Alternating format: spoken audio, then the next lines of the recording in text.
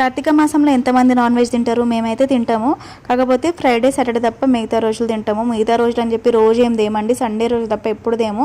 చుట్టాలు వచ్చినప్పుడు, మన ఫంక్షన్స్ ఉన్నప్పుడు, బర్త్డే పార్టీస్ ఉన్నప్పుడు తప్ప ఇంకా ఎప్పుడు తేము. తినబుద్ధి అయితే మధ్యలో ఒకసారి తెస్తాం తప్ప కానీ అసలు ఊకేం తేము. కార్తీక మాసంలో మాత్రం తింటాము. ఇవాళ అయితే మా వారు మంచిగా నాటుకోడి చికెన్ తీసుకొచ్చారు. అది చాలా రోజులు అవుతుంది తినక, అందుకే ఇంకా నాటుకోడి చికెన్ అయితే తెచ్చారు. నేను వండేస్తున్నా. దానికి మళ్ళీ నాటుకోడి చికెన్ అంటే సూప్ ఉంటేనే బాగుంటుంది, నార్మల్గా దగ్గరికి వేస్తే అస్సలు బాగుండదు. దీని మీదకి ఇంకా జొన్న రొట్టె చేసుకొని తినాలి కానీ ఇంకా బాగుంటుంది.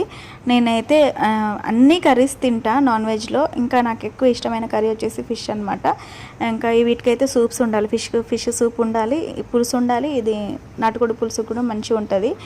ఇక్కడైతే నేను నాటుకోడి చికెన్ అయితే వండేస్తున్నా. మేమైతే కార్తీక మాసంలో తింటాము. పిల్లలకు కూడా అరే మరీ ఎక్కువ గ్యాప్ ఇస్తే వాళ్ళకు కూడా అరే ఏం తింటలేం అనుకుంటారు కదా, అందుకే మేమైతే కార్తీక మాసంలో తింటాము. మరి మీరు ఎంతమంది తింటారో కమెంట్ చేయండి. అండ్ అలాగే ప్లీజ్ లైక్ చేయడం మాత్రం మర్చిపోకండి. హ్యాపీగా అనిపిస్తుంది, మీ లైక్స్ చూసే హ్యాపీగా అనిపిస్తుంది.